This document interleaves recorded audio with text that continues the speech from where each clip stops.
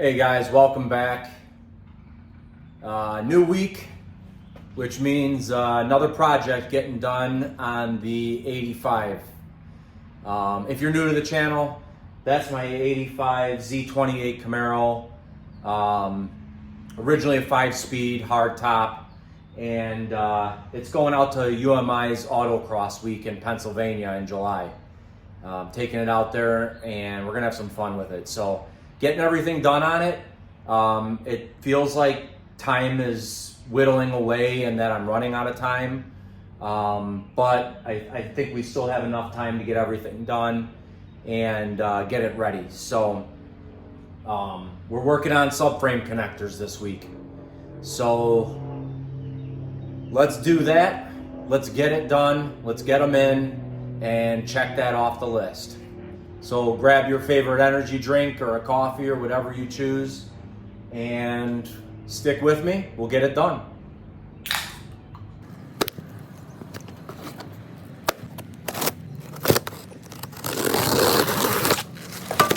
Let's get these suckers opened up and take a look.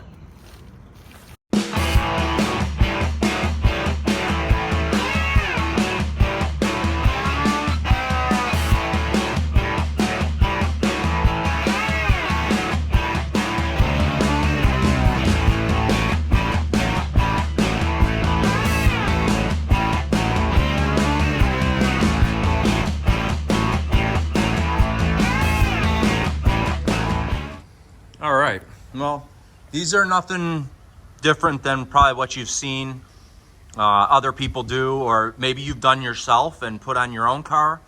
I picked these up from UMI through Summit Racing, and just been sitting on them for a little while until I got to the point with this car where I could get them put in. And one of the things that I'm not really talked about with the car is when I started the swap on it, and when I was looking for the car, I really didn't have any criteria for what I was looking for as far as year goes or body style, as far as whether it was T-tops or hard top. I knew I didn't want a convertible just because I was planning on making this a performance car. And with the car being a hard top, it's already a great platform to begin with for a racer. Not that you can't make a T-top a great racer, but the hard top, in my opinion, is already a great platform.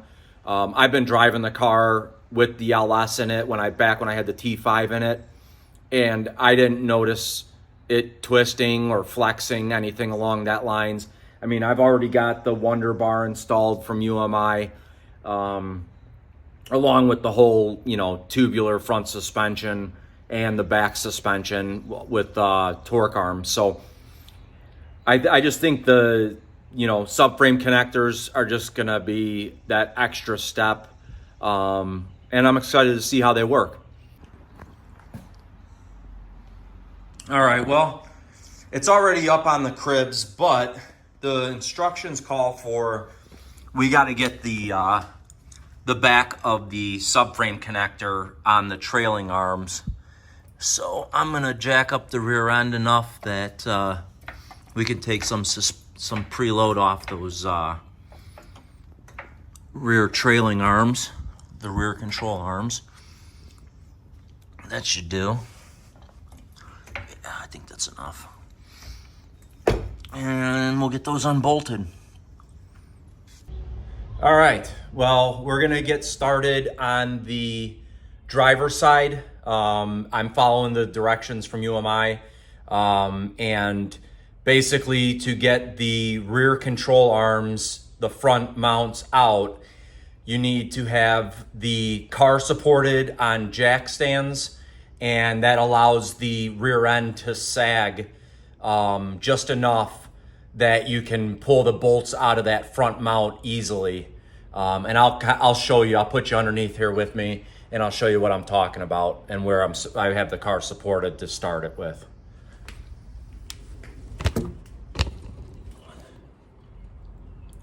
So there's the supports. you, we'll pull this driver's side one out.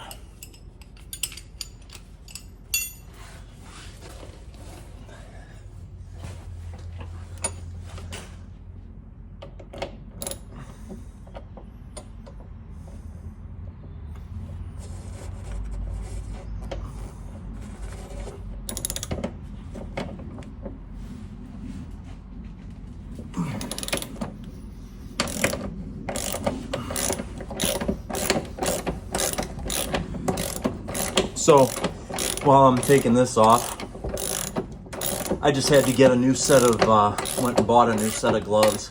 I got these Milwaukee style mechanic gloves. I had a set of Mechanics brand gloves, and I was doing a lot of grinding with that exhaust work, and they just got ripped up to the point where they were like exposing my knuckles and my, you know, my fingers and stuff. So is there a specific brand of mechanics gloves you guys like using that you'd recommend?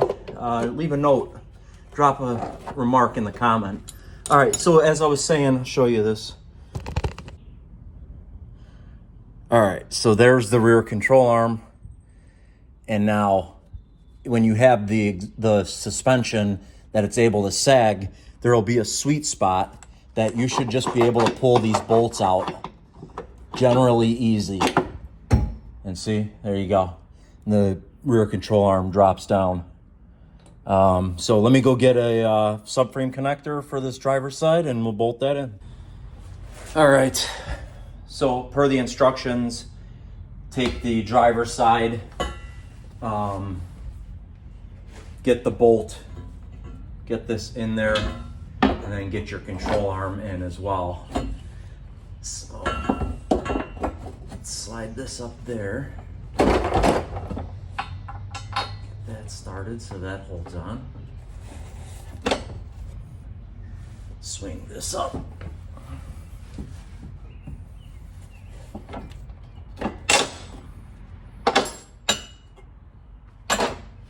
There we go. That's one. That's the driver's side.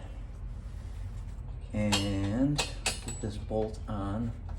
And I don't know that, maybe I should. Maybe I should tighten, I'm gonna look at the instructions. I think it said to tighten them down with the suspension loaded so that you've got the load on the lower control arms, and then you would swing them up into place. And I can tell right now that's gonna be a pretty good fit. Let me show you the front.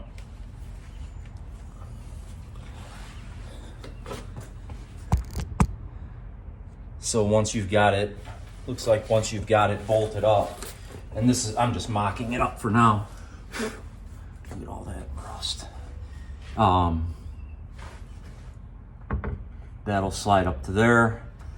That gets a weld, and then this gets a weld. This area here. So, yeah, nice.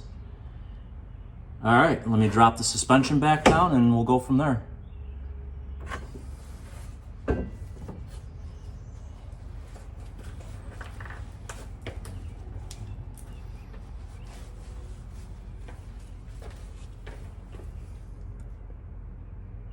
All right, well, per the instructions, we get this bolted back in, both the driver's side and the passenger side, about finger tight.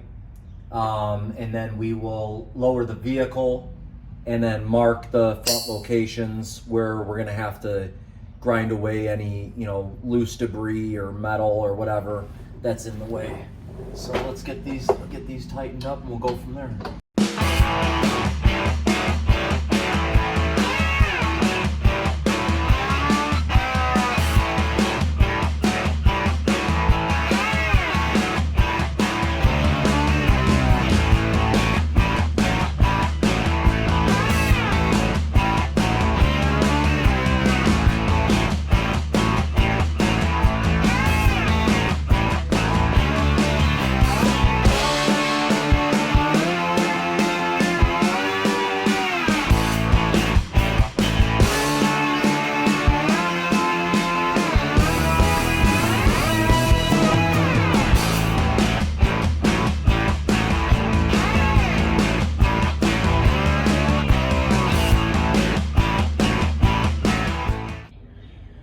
All right, just a little update. So I'll show you, I've got the subframe connectors on the driver and passenger side loosely bolted into the front lower control arm bolts per the instructions. And now we're just gonna go through with our handy dandy paint marker, mark the areas where we're gonna have to grind any kind of like, you know, dirt and or rust that's on the actual subframe where the mounts go. There's welding points on the back of the subframe connectors too. So you're gonna have to take powder coat off the subframe connector as well, which is not a big deal. So let's mark these up and go from there. Quick interruption in your regularly scheduled programming. Mailman just came and got a box from Cletus McFarland. So thought I'd open that up on the video, let you guys see what I got recently. I entered into the, I was trying to win that pickup truck that he had, but I didn't win, obviously. Otherwise you would have saw a thumbnail and a post and a short on me ripping that thing around Cleater's freaking racetrack. Oh, sweet. So I got the sunglasses. I can always use sunglasses. I don't know about you guys, but they look pretty good. Got the heat waves in black with the blacked out on the side. So I thought those were pretty cool.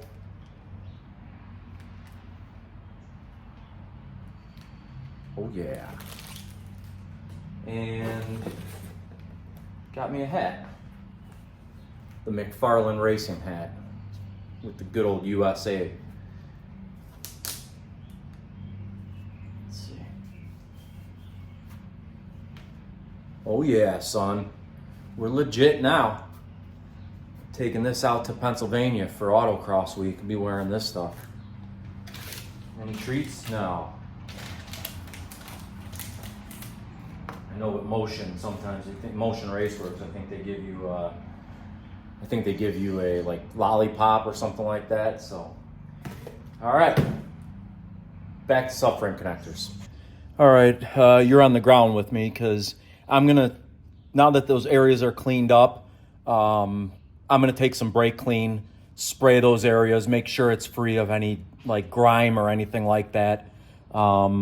And then we should be ready to start throwing some weld on there. All right, well, I've reached the point where both subframe connectors are up in place. They're bolted in the back as the instructions say, fully bolted, and the suspension's now resting. And I'm gonna start with the driver's side and we're gonna throw a weld on them. So here we go. 'Cause we want retribution. Oh yeah, we want retribution. Oh yeah, we want retribution. Oh yeah, we want retribution. Yeah, we ran out of patience. Boil up with the cold hard hatred. I can feel the vibration. Feet in the streets, it's a new sensation. I wanna break faces on the pavement. I wanna make greatness look complacent. Adrenaline awakened. We can make an impact, grab and then take it. All right, well, I've got them for the most part welded in place. This side right here, this is the driver's side. And this is, I've seen this be like a fitment issue on many installs. Rather than, and that's, I think, just from people like maybe jacking the car up here, or maybe it sustained a hit to something here. What I'm gonna do is I'm just gonna make a thin cut here with the cutting wheel right down the middle, and then pound that so it's like almost like a V shape, and then bend that into place, and then throw some welds around it, and that should do it. All right, guys, it's the next day. I did as much work as I could on the driver's side and passenger side subframe connectors to include getting them welded in, but then just had to break due to obligations, kids stuff and house stuff. So it's the next day. We're gonna work on getting the passenger side accessory piece fit in and welded in, and then everything's gonna need to get ground down and then a coat of paint thrown on it. So with the accessory piece on the passenger side, I checked it yesterday when I was doing the initial fitment, but I'll show you kind of what we're dealing with and what I think needs to be done in order to get this thing to fit just right. So let's take a look. I'll show you what we're doing and what my plan is. All right, so here's the front of the car, and this is your passenger side subframe. You have this piece here that needs to get welded on and gets fit in between here. So what I'm doing is you just place it up, slide it to the point where it makes contact with the frame rail, which is right about there.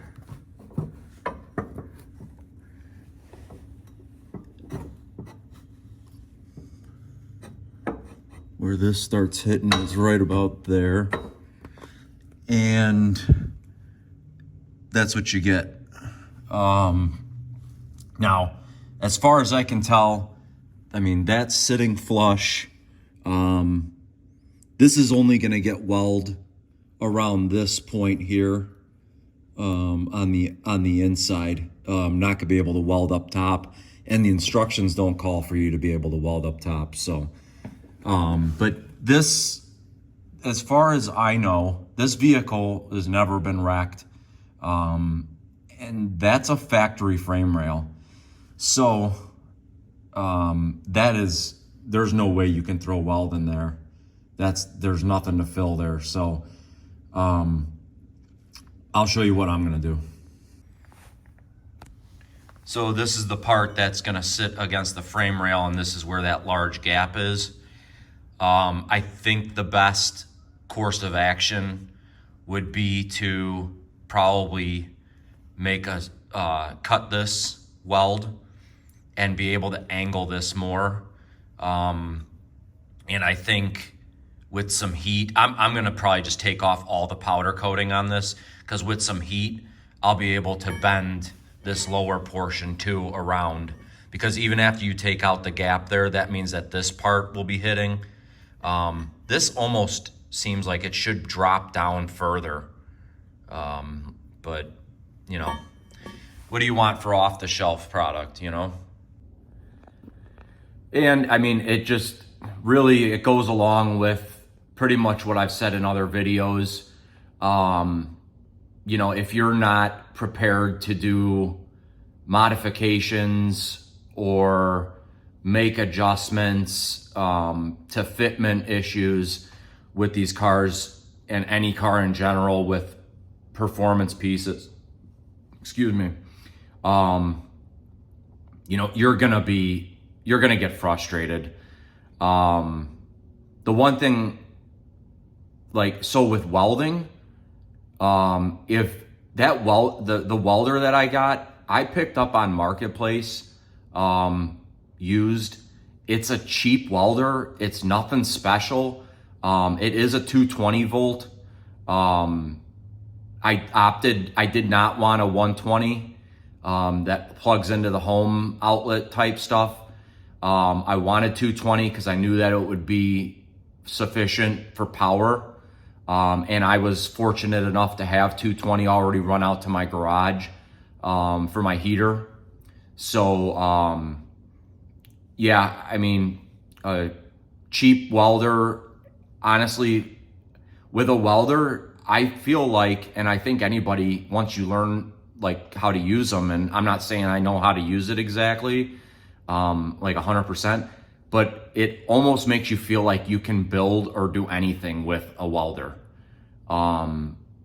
there's really no obstacles in your way anymore with like modifications or doing builds, whatever you need to do. So if you're feeling frustrated and getting ready to start, or if you're getting ready to start or you're feeling frustrated where you're at with your build, I mean, you might want to look at getting a welder, but that's up to you. All right, got this all fabbed in where I think it needs to be and how it's going to get tacked in.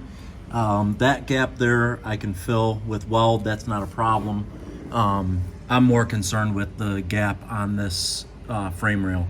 So that's it, we're going to get it tacked in, and then I'll just make for this piece here, because of that opening, you can see the degree that had to be bent out in order to meet it. I'm just gonna take a piece of my scrap steel, wedge it in there, and we'll weld it in. Go from there. You can see the writing on the pavement. Young kids, they're growing up in basements. Online, a whole new generation. I'ma make mine, so you better go take it. Always they need a new replacement. Decentralized, can't contain it. We're changing lives, yeah, upgrading. Call it suicide of the older generation. What keeps you up at night, yeah? Make all the demons quiet, yeah. We were built to thrive, yeah. I think that we've all had enough. What keeps you up at night, yeah? Make all the demons quiet, yeah. We were built to thrive, yeah. I think that we've all had enough. Yeah, I think that we've all had enough. Sick of dealing with the old plan. They know that we're calling it wrong. You got me like, oh yeah, I think that we've all had enough. Sick of dealing with the old plan. They know that we're calling it wrong. Hey, It's too late to try to go contain it. A generation. cause we want retribution. Oh yeah, we want retribution. Oh yeah, we want retribution. Oh yeah, we want retribution. Yeah, we ran out of patience. Boil up with the cold hard hatred. I can feel the vibration. Feet in the streets, it's a new sensation. I wanna break faces on the pavement. I wanna make greatness look complacent. Adrenaline awakened, I can taste it. We can make an impact, grab and then take it. Like a disease, bring them to their knees. Take for their disease. Just like a weed, spread into the streets. Time to make them bleed. 'Cause we just want retribution. Let's go light up the darkness. Make true of an empty promise. Flip gods into weak and harmless. Take to the streets and turn them to a mosh pit. 'Cause we want retribution. Oh yeah, we want retribution. Oh yeah, we want retribution. Oh yeah, we want retribution.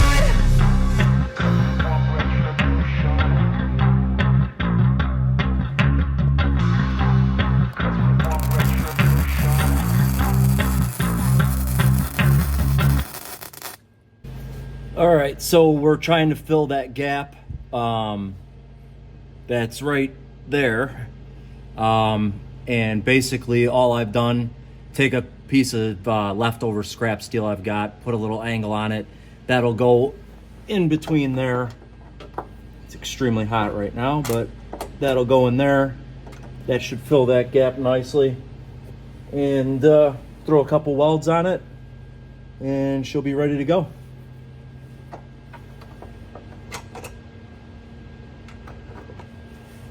Just like that.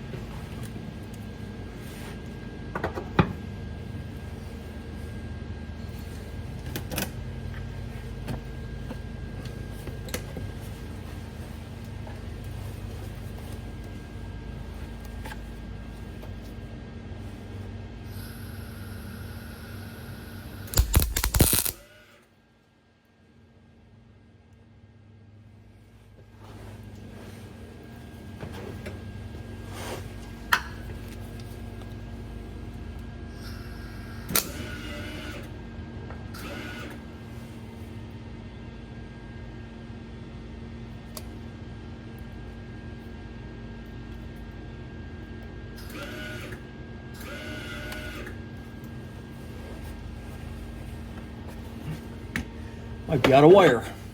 We're out of wire. All right, back from the hardware store. Got new wire. Got a new, while I was there, I bought a new tip for the welder. Realized I had never changed that out, and just cleaned it up a little bit. So, all right, let's finish getting this tacked in.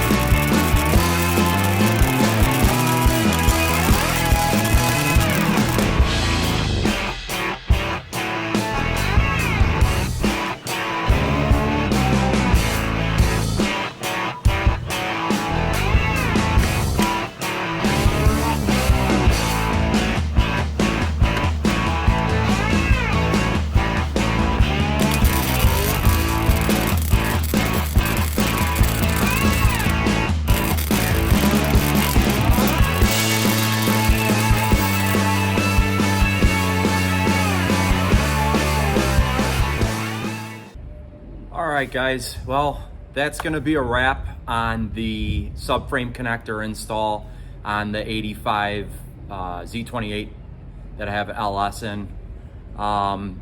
Video went a little bit longer, but I thought it was necessary to show you some of the things that needed to be done in regards to installing those subframe connectors.